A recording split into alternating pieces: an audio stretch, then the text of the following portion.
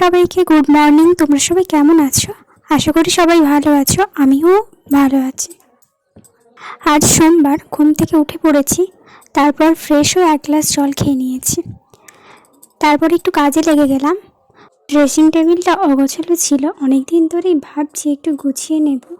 ভালো করে পরিষ্কার করে এক এক করে সব জিনিস গুছিয়ে নিচ্ছি।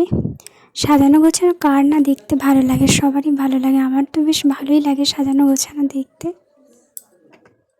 ড্রেসিং টেবিল তো গোছানো কমপ্লিট হয়ে গেল, ভাবলাম জামা কাপড়গুলো একটু গুছিয়ে নিই, তো এক এক করে জামা কাপড়গুলোকেও গুছিয়ে নিলাম।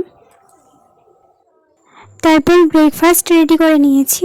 আমি এখন দুবার ব্রেকফাস্ট করি, সকাল সকাল একবার ওই 7:30টার দিকে, আর সেকেন্ড ব্রেকফাস্ট করি 10টার দিকে।